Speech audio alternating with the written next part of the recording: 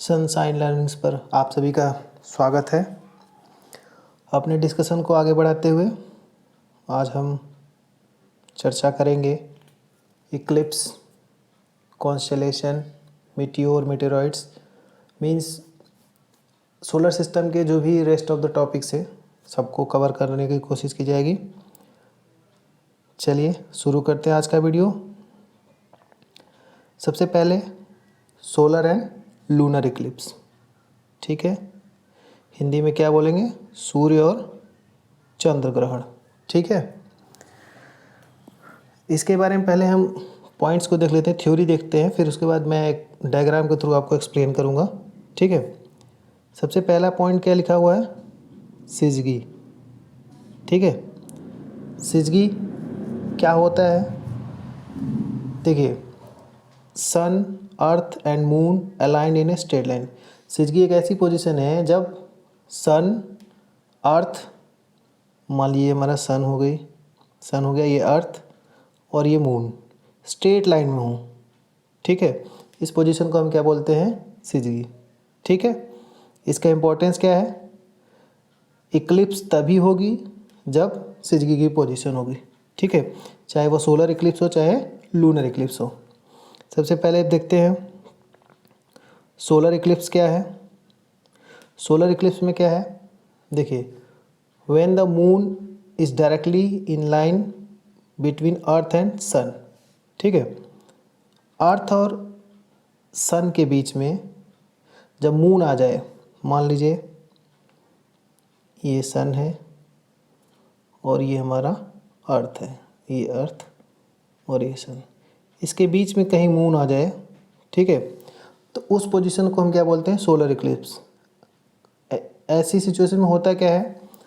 अर्थ का एक हिस्सा जो होता है उस पर सनलाइट नहीं पहुंचती है, ठीक है, और सूर्य ग्रहण है, हिंदी में हम बोलते हैं सूर्य ग्रहण। होता क्या है कि सूर्य का एक हिस्सा ही हमको अर्थ से दिखता है, एक हिस्से पे चंद्रमा बिल्कुल उसके सामने, मतलब जो मून होता है बिल्कुल अर्थ के सामने आ जाने की वजह से अर्थ के सन को हम पूरा नहीं देख पाते, ठीक है। तो ये हमारा हो गया सोलर इक्लिप्स। अब ठीक इसी तरीके से लूनर इक्लिप्स, या बात करें चंद्र ग्रहण, तो लूनर इक्लिप्स में क्या होगा? देखिए, when earth comes between sun and moon, ये हो गया सन और ये हो गया मून, इसके बीच में जब कहीं अर्थ आ जाए, ये अर्थ, मून एंड सन, ये कौन सी पोजीशन होगी? लूनर इक्लिप्स की, ठीक है। अगर शॉर्टकट में याद रखना चाहें, देखिए यहाँ पे क्या है? SEM, ये किसके लिए है? लूनर इक्लिप्स के लिए। अगर सोलर इक्लिप्स की बात करेंगे तो सन तो एज इट इज़ रहेगा, ये M हो जाएगा, मून बीच में आएगा और अर्थ लास्ट में होगा, ठीक है। ये दोनों पॉइंट्स क्लियर हैं, सोलर इक्लिप्स और लूनर इक्लिप्स, ठीक। अब कुछ पॉइंट्स हैं जिनको डिस्कस करेंगे। देखिए, ये ऐसे क्वेश्चन पूछा गया है कई बार एग्जाम में, super moon, blue moon, blood moon क्या होते हैं, एक एक करके हम देखेंगे। सुपर मून क्या होता है? When moon is at minimum distance to the earth, जब मून जो है पृथ्वी के बिल्कुल पास है। लास्ट वीडियो हमने डिस्कस किया था अपोजी और पेरिजी की पोजीशन, मींस सबसे पास कब होता है? ये हमारा मान लीजिए सेंटर में अर्थ है, तो ये वाली जो पोजीशन है इसको हम लोग क्या बोलते हैं? पेरिजी। तो पेरिजी वाली पोजीशन पे क्या होता है? मून जो होता है सन के अर्थ के नियरेस्ट होता है, ठीक है। उस पोजीशन को हम क्या बोलते हैं? Super moon. सुपर मून क्यों बोलते हैं? क्योंकि यहाँ पे जो हमको मून दिखाई देता है वो 14% लार्जर, जो नॉर्मल मून होता है उससे 14% ज़्यादा बड़ा और 30% ज़्यादा चमकदार होता है, ब्राइटर होता है, ठीक है। नेक्स्ट पॉइंट पे जाते हैं। नेक्स्ट पॉइंट है ब्लू मून, ठीक है। ब्लू मून क्या होता है? देखिए समझिएगा, in case of occurrence of 2 full moon in a calendar month, अगर एक ही महीने में 2 फुल मून को हम क्या बोलते हैं? पूर्णिमा। हिंदी में क्या बोलते हैं? पूर्णिमा, ठीक है। तो अगर एक ही महीने में 2 फुल मून हो रहे हैं तो जो सेकेंड मून होता है उसको हम क्या बोलते हैं, ब्लू मून। दूसरा वाला जो फुल मून होता है उसको हम बोलते हैं ब्लू मून। ठीक है। नेक्स्ट पॉइंट हमारा है ब्लड मून। ठीक है। ये एक इक्लिप्स का ही एक स्पेशल केस है। Total Eclipse in which colour of moon appears red. ठीक है। तो लूनर इक्लिप्स का एक स्पेशल केस है जिसमें जो मून का कलर है वो रेडिश सा दिखता है। ठीक है। रस्ट, जैसे रस्ट नहीं लग जाती उस टाइप का कलर कुछ दिखता है, इसको हम क्या बोलते हैं, ब्लड मून। ठीक है। इन चीज़ों का आप ध्यान रखिएगा। अब हम आ जाते हैं सोलर और लूनर इक्लिप्स को डिटेल में समझ लेते हैं डायग्राम के थ्रू। ठीक है। देखिए पहले हमने क्या डिस्कस किया था, सिजगी। ध्यान दीजिएगा, सन, मून और अर्थ तीनों क्या है, स्ट्रेट लाइन में है। ठीक है। ये पोजीशन है सिजगी की। सोलर इक्लिप्स के केस में क्या होगा, देखिए फिगर में बिल्कुल क्लियर दिख रहा है। ये हमारा सन है और ये अर्थ, बीच में मून आ गया। ठीक है।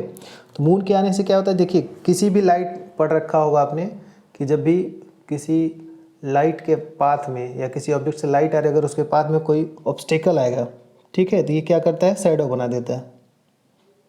ठीक है।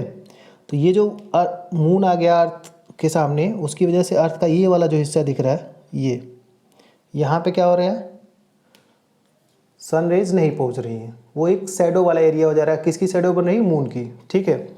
तो ये इसमें फिगर में ध्यान दीजिएगा, ये जो बिल्कुल डार्क सा एरिया दिख रहा है, ये एरिया ऐसा है जहाँ पे फुल सोलर इक्लिप्स होगा। इस एरिया में सूर्य बिल्कुल भी नहीं दिखेगा। रीज़न क्या है, क्योंकि वो जो मून की शैडो बन रही है उसके अंदर में आ रहा है। ठीक है। ध्यान दीजिएगा दूसरा पॉइंट। और ये वाले जो हिस्से हैं जो डार्क एरिया के ऊपर, यहाँ पे कैसा होगा, पार्शियल सोलर इक्लिप्स। मीन्स यहाँ पे पार्शियल का मतलब समझ रहे होंगे कि हमको सन का कुछ हिस्सा दिखेगा, कुछ नहीं दिखेगा। ठीक है। क्लियर है यहाँ तक। सेम केस, सेम तरीके से हम देखेंगे लूनर इक्लिप्स को। लूनर इक्लिप्स में चेंज क्या होगा, सन, देन अर्थ और लास्ट में क्या है, मून। ठीक है। देखिए अब अगर बात करें अर्थ और मून के साइज की, तो हमें पता है अर्थ मून से काफ़ी बड़ा है। ठीक है। तो यहाँ पे क्या होता है, यहाँ पे जब ये इस हिस्से में ध्यान से देखिए, यहाँ ये जो पूरी स्पेस है या पूरा एरिया है, यहाँ पे जब तक मून इसके अंदर रहेगा, ये कैसा होगा, फुल लूनर इक्लिप्स होगा, मतलब पूर्ण चंद्र ग्रहण। ठीक है। यहाँ पे अर्थ के आ जाने की वजह से सन की जो रेज है या सन की जो लाइट है वो मून तक नहीं पहुँचेगी। समझ गए बात। ठीक है। अगला पॉइंट आ जाते हैं, ये वाला हिस्सा जो दिख रहा है इधर की तरफ क्या होगा, पार्शियल लूनर इक्लिप्स। क्या होगा, पार्शियल लूनर इक्लिप्स। यहाँ पे जो लूनर इक्लिप्स होगा वो कंप्लीट ना होके थोड़ा सनलाइट पहुँचेंगी, थोड़ी ऑब्स्ट्रक्ट होंगी। ठीक है। नेक्स्ट पॉइंट पे आ जाते हैं हम, एस्टेरॉइड्स। ठीक है। एस्टेरॉइड्स क्या होते हैं, डेफिनेशन देखें अगर तो, tiny celestial bodies which are also move around the sun. ये क्या है, ये भी एक तरीके के खगोलीय पिंड हैं, सेलेस्टियल बॉडीज हैं जो कि सन के अराउंड मूव करते हैं। इनका साइज छोटा है। ठीक है। दूसरा पॉइंट जिसको हमने प्रीवियस वीडियोज में डिस्कस किया था, found between orbits of Mars and Jupiter. कहाँ पे पाए जाते हैं, मार्स और जुपिटर की ऑर्बिट के बीच में पाए जाते हैं। ठीक है। और इनके बारे में क्या माना जाता है कि इनका जो ओरिजिन हुआ है वो प्लैनेट से हुआ है, जो पहले प्लैनेट्स में एक्सप्लोजन हुआ होगा उसकी वजह से। ठीक है। They are parts of a planet which exploded many years back. ये किसी प्लैनेट्स का हिस्सा रहे हैं जो इनका बहुत पहले एक्सप्लोजन की वजह से ब्रेक डाउन हुआ था। ठीक है। समझ गए बात। एस्टेरॉइड पूछा जाता है, एस्टेरॉइड बेल्ट किसके बीच में है, मार्स और जुपिटर के बीच में। याद रखेंगे पॉइंट को। ठीक है। नेक्स्ट आ जाते हैं, मीटियोर्स एंड मीटियोराइट्स। ठीक, पहला पॉइंट ये है सेलेस्टियल बॉडीज हैं ये भी, ठीक है, जो कि डस्ट और गैसेस का बना हुआ है। ठीक, इसमें कुछ रॉक फ्रैगमेंट भी हो सकते हैं। अब इसके बारे में जो अगला पॉइंट है वो ध्यान दीजिएगा कि when it enters in the atmosphere of earth due to extreme temperature and friction it burns up. ठीक है, मीटियोर्स जो होते हैं जब वो अर्थ के एटमॉस्फेयर में इंटर करते हैं तो हमें पता है अर्थ के एटमॉस्फेयर में टेम्परेचर बढ़ता है, ठीक है, और फ्रिक्शन भी होता है। जो पार्टिकल्स हैं एटमॉस्फेयर में उनके बीच में फ्रिक्शन होता है, जिसकी वजह से जो मीटियोर्स होते हैं बर्न अप हो जाते हैं, मतलब वो जलना शुरू कर देते हैं। ठीक, तो होता है कि दो केस होते हैं इसमें। जो छोटे मीटियोर्स है वो एटमॉस्फेयर में ही बर्न होके समाप्त हो जाते हैं, ठीक है, लेकिन जो बड़े होते हैं, जो मीटियोर्स लार्जर साइज के होते हैं, वो क्या होता है, वो अर्थ के एटमॉस्फेयर में कम्प्लीटली बर्न नहीं होते, ठीक है, और वो अर्थ की सरफेस तक पहुंचते हैं। उनको हम क्या बोलते हैं, मीटियोराइट्स। डेफिनेशन एक बार फिर से अगर देखना चाहें तो देखिए, जो लार्ज साइज मीटियोर्स हैं do not burn completely and reach the surface of earth are called meteorites. ठीक है, मीटियोर्स और मीटियोराइट्स में डिफरेंस सिर्फ इतना है, मीटियोर्स क्या होते हैं, अर्थ के एटमॉस्फेयर में ही बर्न अप हो जाते हैं, और मीटियोराइट्स क्या होते हैं, एटमॉस्फेयर में बर्न नहीं होते बल्कि वो अर्थ की सरफेस तक पहुंचते हैं, अर्थ की सरफेस को हिट करते हैं। ठीक है, यहाँ तक क्लियर है। नेक्स्ट पॉइंट है कॉमेट्स।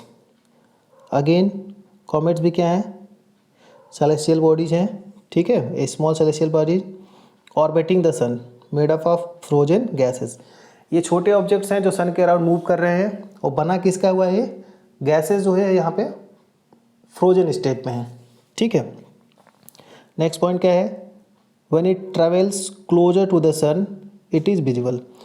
कॉमेट्स दिखाई कब देते हैं, जब ये सन के बहुत नज़दीक से पास हो रहे हों, नज़दीक से जब गुजर रहे होंगे तो हमको दिखाई देते हैं। ठीक है, अगला पॉइंट इंपॉर्टेंट है, it tails always formed in opposite direction of सन।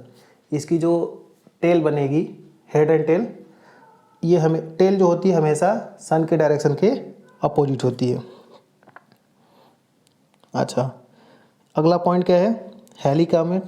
एक कॉमेट ही है, ठीक है, जो कि 1986 में देखा गया था अर्थ की सरफेस में, सॉरी अर्थ से देखा गया था इसको। ठीक है, और इसके बारे में प्रेडिक्शन ये है कि अगले 76 ईयर्स बाद, मींस आप 1986 से 76 ईयर और ऐड कर लीजिए, उसके बाद ये फिर से दिखाई देगा।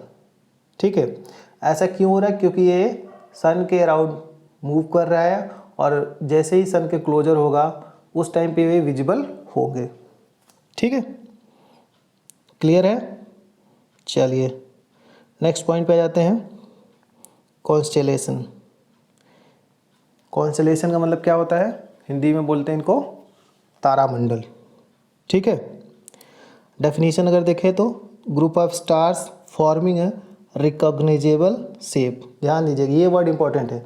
शेप कैसा होना चाहिए, रिकॉग्निजेबल, जिससे कोई चीज़ रिजेंबल हो रही है, कुछ उससे दिख रहा हो कि शेप किसी ऑब्जेक्ट का, किसी एनिमल का, कोई भी एक शेप बनता हुआ दिख रहा हो। ठीक है, तो हम क्या बोलते हैं उसको, कॉन्स्टेलेशन। ठीक है, आइए इसको कुछ डायग्राम से देखते हैं। देखिए, अभी हमारे सामने कुछ कॉन्स्टेलेशन दिए गए हैं। सबसे पहला जो है ग्रेट पियर, जिसके और कई नाम हैं, उर्सा मेजर,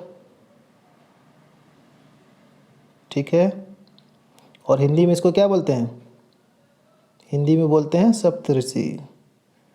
मुझे जहाँ तक लग रहा है कि सबने नाम सुन रखा होगा, सप्तऋषि तारामंडल। ठीक है, देखिए सप्तऋषि क्यों बोलते हैं, ध्यान दीजिएगा। इसमें देखिए स्टार्स कितने दिख रहे हैं, देखिए जो ज़्यादा विजिबल है, जिनकी ब्राइटनेस ज़्यादा है, वो स्टार्स कितने हैं, 1 2 3 4 5 6 एंड 7। 7 स्टार होने की वजह से इसको हम क्या बोलते हैं, सप्तऋषि तारामंडल। ध्यान दीजिएगा, ऐसा नहीं कि इस कॉन्स्टेलेशन में सिर्फ 7 स्टार्स ही हैं, स्टार्स और भी हैं, बट जो हमको ज़्यादा दिख रहे हैं, जिनकी ब्राइटनेस ज़्यादा है हम उन्हीं को काउंट करते हैं। ठीक है, नेक्स्ट क्या है, ओरियन। ठीक, नेक्स्ट जो हमारा, इनके नाम ध्यान दीजिएगा, मे भी कभी पूछा जाए, ये तो पूछा गया है, ग्रेट बियर, उर्सा मेजर, या इसको बिग डीपर भी बोलते हैं। ठीक है, सारे नाम याद रखिएगा। मैं फिर से एक बार रिपीट कर देता हूँ, Great Bear, Ursa Major, Big Dipper, और हिंदी में क्या बोलते हैं, सप्तऋषि। ये सारे नाम किसके हैं, एक ही कॉन्स्टलेशन के। ठीक है, नेक्स्ट हमारा क्या है, ओरियन। फिर नेक्स्ट क्या है, कैसियोपिया। नेक्स्ट है हमारा लियो मेजर। देखिए लियो किस चीज़ को रिजेंबल करता है, लियो एक राशि का भी नाम है। ठीक है, जो कि सिंह, शेर जैसा दिखता है। ठीक है, यहाँ पे मेजर स्टार्स तो कम है, लेकिन जो माइनर स्टार्स है उनसे एक अलग सा शेप बनता है। ठीक है, ये हो गए हमारे कॉन्स्टेलेशन। और एक और चीज़ इंपॉर्टेंट रह गई है, हम लोगों ने काफ़ी बार सुन रखा होगा, पोल स्टार। हिंदी में क्या बोलते हैं, ध्रुव तारा। ठीक है, इसको क्या, इसकी इम्पोर्टेंस ये है कि इसकी पोजीशन फिक्स होती है। पहले के जो लोग थे एंशिएंट टाइम में, ये ध्रुव तारे से डायरेक्शन का अनुमान लगाते थे। ठीक है, तो इसकी पोजीशन फिक्स रहती है तो हमने सुन रखा है, लेकिन क्यों फिक्स रहती है, उसका रीज़न क्या है, उसको देखिए। फिगर में अगर आप देख पा रहे हो, ये हमारा अर्थ हो गया और ये इसका एक्सिस ऑफ रोटेशन है। ठीक है, तो जो पोल स्टार है, ये जो एक्सिस ऑफ रोटेशन है अर्थ का, बिल्कुल उसी के आसपास ही है, उसी के डायरेक्शन में ही है। ठीक है, इस वजह से वो कहीं भी मूव करता नहीं दिखाई देता। जैसा हमने लट्टू का एग्जांपल दिया था, अगर एक्सिस पे कोई चीज़ रोटेट करे तो एक्सिस हमको नहीं मूव करता दिखेगा, उसके साइड की चीज़ें घूमती हुई दिखेंगी। जैसे अगर हम बात करें, अर्थ का ये एक्सिस है, तो यहाँ से जो मोशन हो रहा है वो हमको नहीं विजिबल होगा, लेकिन इस साइड से जो आउटर पार्ट्स हैं वहाँ से जो मोशन होगा वो हमको क्लियरली विजिबल होगा, उसमें चेंज, पोजीशन का चेंज समझ में आएगा। ठीक है, तो पोल स्टार जो होता है, इसकी पोजीशन कभी चेंज नहीं होती। रीज़न क्या है कि ये अर्थ की एक्सिस ऑफ रोटेशन के बिल्कुल नज़दीक है। ठीक है, और आज की वीडियो में इतना ही। अभी तक हमने सोलर सिस्टम के लगभग सारे टॉपिक्स को कवर कर लिया है। इन सब टॉपिक्स को, सारे वीडियोस को आप ध्यान से देखें, कहीं पे कोई डाउट है, कुछ में भी कोई चीज़ अगर छूट रही हो, अगर आपको ऐसा लग रहा है तो ज़रूर बताएं। आगे की वीडियो में हम, नेक्स्ट वीडियो जो होगी हमारी इस ज्योग्राफी सीरीज़ की, उसमें हम डिस्कस करेंगे लैटिट्यूड्स एंड लॉन्गिट्यूड्स। तब तक पढ़ते रहिए, स्वस्थ रहिए। वीडियो अच्छा लगे तो अपने दोस्तों के साथ शेयर करिए।